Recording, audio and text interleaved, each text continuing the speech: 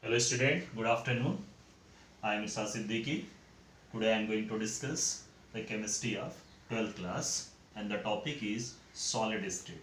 Subtopic is question related to solid state. Before I am going to start the question related to solid state, I am going to discuss one point, that is refractive index. Refractive index. What is refractive index? It is the ratio of velocity of light. It is the ratio of velocity of light in vacuum and velocity of light in medium. So, refractive index may be defined at velocity of light in vacuum divided by velocity of light in medium. It means how much light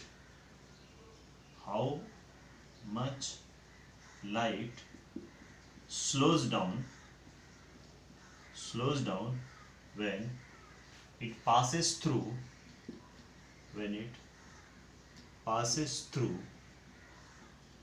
one medium to another medium.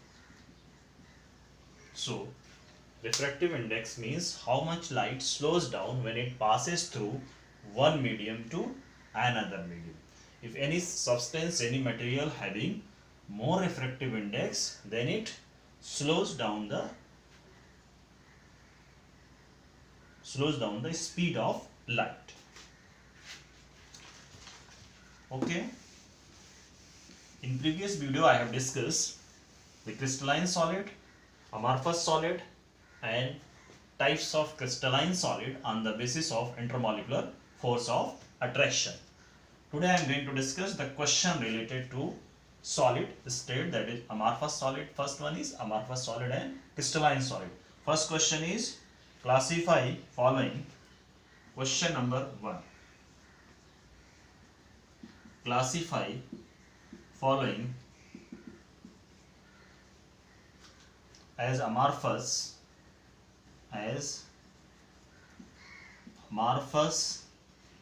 or crystalline solid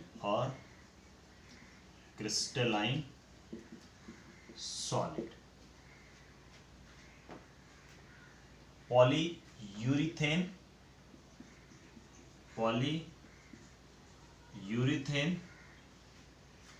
naphthalene,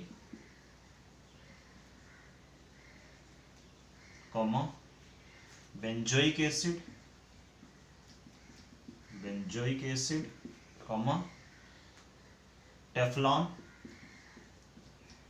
Teflon, potassium nitrate, that is KNO3, potassium nitrate, cellophane,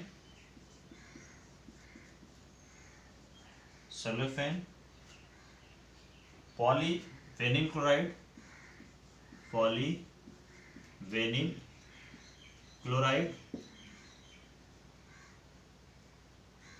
fiberglass and copper. In this question you are required to identify which one is amorphous solid and which one is crystalline solid. First of all, poly means many. It is related to polymer, so it is a amorphous solid. Naphthalene is a particular molecule, so it is a crystalline solid. Benzoic acid, it is a particular molecule, so it is a crystalline solid. Teflon is a polymer, so it is a amorphous solid. Potassium nitrate, it is a compound, that is salt, so it is a crystalline solid. Cellophane, again it is a polymer, so it is a amorphous solid. Polyvinyl chloride, it is a polymer, so it is a amorphous solid. Fiberglass, it is a glass, so it is a amorphous solid. And copper, it is a crystalline solid. So if in a given question, if any polymer present then it is a amorphous solid and rest are crystalline solid. So I am going to discuss next question, that is refractive index of all solid. Question number 2. Refractive index of all solid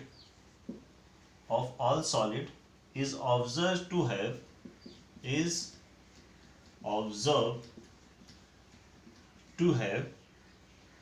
the same value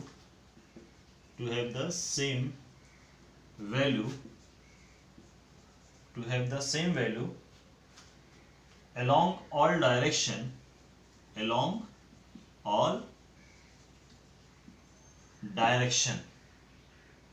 Comment on the nature of this solid.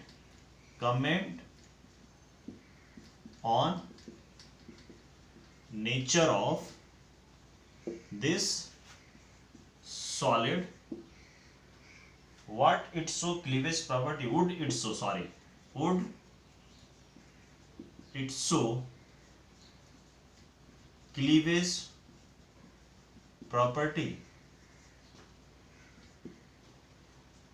Second question is refractive index of all solid is observed to have the same value along all direction. Comment on the nature of this solid. Means it is a crystalline solid or amorphous solid. Would it show cleavage property? अगर ये amorphous है, ये crystalline है, would it show क्या है? Cleavage property show करेगी. So refractive index of all solid observed to have the same value along all direction. It means it is a amorphous solid. It is a amorphous solid because in amorphous solid particles are arranged random in all directions. So refractive index is same in all directions. So it is a amorphous solid.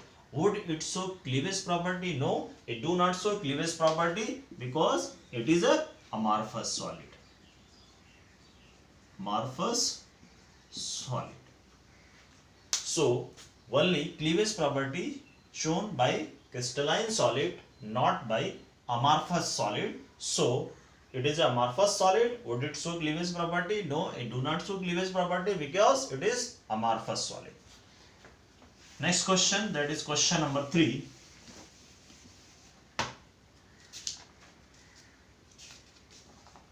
Classify the following solid in different category. Question number 3. Classify the following solid into different category. Based on nature of intermolecular. Based on nature of intermolecular force of attraction. Based on nature of intermolecular force of attraction. That is, first one is potassium sulfate, that is K2SO4. Second one is tin. Third one is benzene, urea, water, zinc sulfide, ZNS, graphite,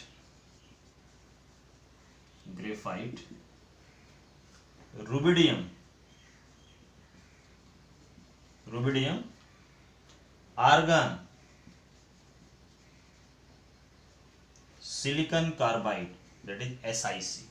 This question is very, very important question because it is based on intermolecular force of attraction. First one is K2SO4. There are following types of solid on the basis of intermolecular force of attraction, that is MIMC. M means molecular solid, I means ionic solid, M means metallic solid, and C means covalent or network solid. So first one is ionic solid because it contains positive and negative charges. Second one is tin. Tin is a metal, so it is a metallic solid. Benzene is a molecule, non-polar molecule, so it is a molecular solid urea. Urea again is a non-polar molecule, so it is a molecular solid. Water.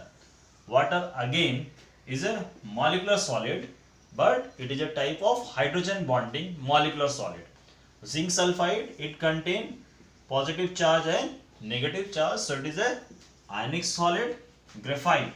Graphite is a covalent or network solid. Rubidium is a metal, so it is a metallic solid. And argon, it is very important. Argon is a molecular solid because in argon force of attraction is van der Waal force of attraction. Van der Waal force of attraction because it is a inert atom. So it is in argon, there is the force of attraction is van der Waal force, so it is a molecular solid. Silicon carbide, it forms giant molecule, so it is a covalent or network solid.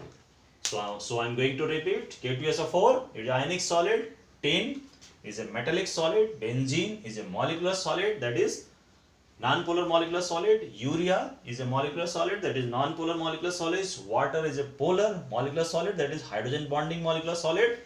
Zinc sulfide is a ionic solid because it contains Zn2 plus ion and S2 minus ion, that is sulfide ion.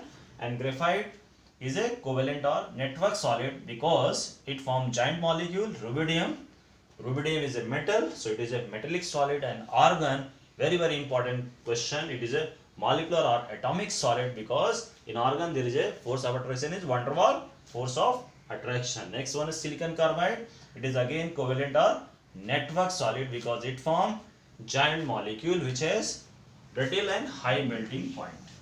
Okay, so I am going to discuss next question, that is question number 4. Question number 4. Question number 4 is solid A is very hard electrical insulator.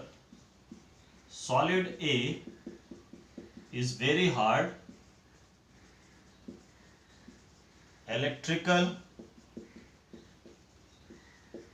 insulator.